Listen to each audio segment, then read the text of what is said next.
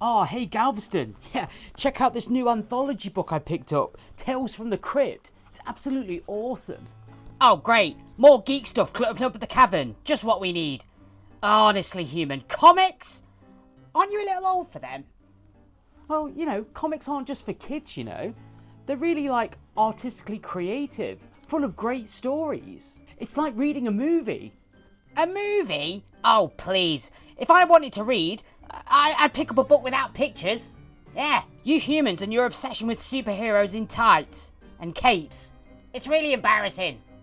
Oh, well, hey, comic books can be sophisticated, Some of the best writers and artists work in the comic book industry.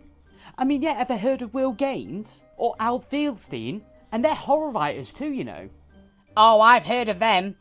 And also I've heard of people who dress up as wicked witches and stupid crypt keepers. Does it make it any less geeky? What's next, human? Gonna start a fan club? Haha. Well, I might. The horror book community is massive out there. They're like one huge family. You'd know that too if you had any friends. My friends are too busy plotting world domination to waste time with comic books. And family? Oh, please. My family tree is more like a twisted vine of chaos and despair. Well, maybe that's why you need comic books. They're a great escape, Plus, they teach many life lessons, bravery, morality, and friendship, things like that. Like what normal people look at. And all things, Galveston, I think you could do with a little more of.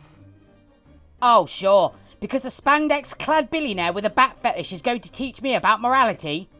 Look, human, if I want lessons, I'll stick with Machiavelli, not Marvel. Oh, you're such a cynic. Comic books span over all genres, not just superheroes. And they've got everything, mystery, drama, romance, not to mention horror. You should really try reading one, and before you know it, you'll be a lifelong fangirl. I'd rather gargle holy water. But you know what? Fine. I'll start just to shut you up. Let me try that comic. What, really? Okay, you could try this one then. Just one page. And if I'm not hooked, I'm going to use the rest of that book to line your cat's litter tray. Deal. And I bet by the end of this, Galveston, you're going to be begging for more. Oh, if that happens, human, I'll eat my tail. But don't get your hopes up. This is purely for research. And to prove how utterly wrong you are. Oh, well, we'll see. You never know, Galveston. This might be the birth of a whole new hobby for you. Now hand it over before I change my mind. Well, okay. And to start with, Galveston, I have one story that you might just love. A classic story of an old dark house, which is one of the first movies we reviewed on this show. I give you, Galveston, the tale of The House of Horror. It was on a night in 1934 that this strange tale had its beginning. Today, 15 years later, there is still no explanation for what happened at the Palmer place. Get a load of Les Wilton back there, scaring the wits out of those poor freshmen. Well, at least they don't have my face line disease. Oh God, it hurts so bad. He's gone about preparing the house for the initiation as if it were the closing seconds of the big game. He claims even it was just an old dump before, it is haunted now. And as the last step in your hazing, boys, you'll have to pass the test of courage. A lonely journey into the old Palmer place, which legend tells us is haunted. Which one of you will follow the instructions I gave on the ride out here? If anyone wants to drop out now, let him speak up or shut his mouth forever. Everyone ready? Yes, I guess so. And if you pass, we'll get old Dave here to finish drawing the lines on your unibrow, just like mine. Here's your light, Henderson. You might as well start the ball rolling. And rest assured for one thing, boys, this is no schoolboy prank, as you'll soon learn. Wave the landing letters from the first and second landings, Henderson, and just cool your heels in the attic till I come up for you. If you're not already bathed in cold sweat, that is. Wow, this Wilton character's a real nice guy, isn't he? And he sure does fire those zingers out. Hey, you're driving these freshmen pretty hard, Les. You must have given this place quite a build-up, because they look scared to death. From the look in Henderson's eye, he'd kill you in a minute if he had the chance. Really, in this panel, he's not drawn as if he's angry or wanting to kill Les at this point. I don't really know where that comment's coming from. There he is now, waving the lantern at the first floor window. Well, it's either that or Zul's come back for seconds. Now the fun starts. I went through that place last week, rigged a few contraptions for the boys to trip over.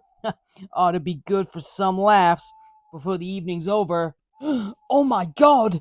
It's a disembodied hand! There he is again. Poor kid must have ran all the way up to the second floor. As if there was a ghost behind him. There may be more than ghosts behind them, boys. Dick. One of them may have gotten Henderson then, 'cause it's been several minutes since we saw him at the second floor, and it doesn't take that long to get up to the attic. Man, I wonder what my BPM is. Only 6,000 steps. That's just a boyish prank, that's all. Thinks he'll turn the tables and scare us a bit. Probably sitting up there in the attic, waiting to jump out and yell boo at me when I come up to relieve him. So we'll have a little change of plans to meet the emergency. Instead of Les Wilton going up there, we'll pick the second pledgee. Hey, Walters? Me? Yeah, I'll be right there. I don't know how he did it, but Wilton's got these freshmen shaking in their boots. No guy would normally tremble at the thought of a haunted house, unless he thought there was dirty work afoot. Maybe there is. Look at his face, will you? Imagine that, a grown man shaking like a teenage gal going past a graveyard. Yeah, it's not like men have emotions and get afraid or anything like that, am I right? I'm beginning to think that I wouldn't like this setup myself. What in the world did you do to the house, Wilton? These boys have a look of absolute dread on their faces. It's nothing. Just a couple of loose steps, a few cobwebs, some creaky doors. It's happened again. Walter's never reached the attic window. I don't like the looks of this. He's probably just turned right around from the second floor, and we'll find him hiding near the front door.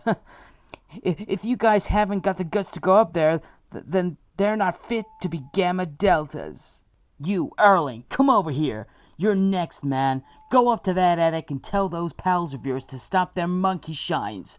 This is a fraternity initiation, not a schoolboy prank. Sure? I don't know what it is about this panel and the way the guy's face is drawn, or maybe it's that weird bent finger of his. It just looks either very sinister or very inappropriate. That's all I'm saying. I don't think I care to go. You'll go up all right, or they'll find you in a ditch. I didn't rig up this place just to have a couple of punks spoil our fun. If the three of you are planning to give me a scare, you'll regret it. We didn't plan any jokes like that. I don't like the looks of this. It's not like Walters and Henderson to fool around. But I'll go. Spoken like a real Gamma Delta to be. Look at him shaking. Bet the other two will have a big surprise for Darling, thinking it's their beloved Les Wilton. Maybe the kid's right, Les. Maybe something did go wrong up there. Rats! Nothing's wrong up there. Arling's at the first floor safe and sound. From the look on his face, he must have stumbled over that skeleton I borrowed from the lab, too. He's at the second floor, on his way to the attic. Hold your breath, boys. Here's where the real fun begins. In the next 60 seconds. 5 minutes, Wilton, and no sign of Arling. All three of them. Gone. The stupid punks. Too yellow to take that last flight of steps. I'll show 'em real fear. It's really weird because it looks like Les is holding some sort of sonic screwdriver in this panel. There's no real light beam, so it just looks like some sort of lightsaber that won't work. Give me that light, Jenkins. I'll go up there myself. First, to prove to all of you that there's no danger up there, and second, to kick those guys out of that place and out of Gamma Delta. Oh no, Les, you're suffering from that line face disease. Maybe we shouldn't have let Wilton plan this whole initiation by himself. He's liable to go overboard on this hazing business. The boys in the house may have hurt themselves. Look, for all we know, he might have just stuck some rattlesnakes in the old dump. Well, what the... I told you I don't like this whole setup. The window, it's been smashed. It's Wilton. I thought I'd inject a little excitement into this initiation. Do I look any worse for wear? Nothing to worry about here on the second floor either. Wanton destruction! My hands are made of steel and won't get slashed to pieces by the glass. The seconds tick by in that lonely area known as Palmer's Place. Seconds became minutes, and the minutes stretched interminably. 50 minutes since we saw Wilton. There is something wrong up there. Something's going on in that house that we don't know about. And the way those 3 freshmen hated Wilton, they may have given him a bad beating. I hope it's only that. Let's hurry. Yeah, just grossly unnecessary violence on other people for no good reason. We'll comb this place until we find all 4 of them. Mike, Fred, search each room with a fine-tooth comb. We'll get this thing straightened out if it takes the rest of the night. Not a trace of anyone in the front room. Or any of the others either. The dust hasn't even disturbed. And outside, no footprints, which means they're all still in the house. No one on the 2nd floor either. And since no one could have left the house, they must have all been up there. The attic. This is probably Wilson's idea of a joke, hazing the whole bunch of us. Well, here goes. The door, it opened easily, as if someone else opened it before we did. Good heavens! It's Wilton! He's aged 50 years in the last few minutes. His hair, it's turned white. He looks as if he's gone insane. Listen to his moaning.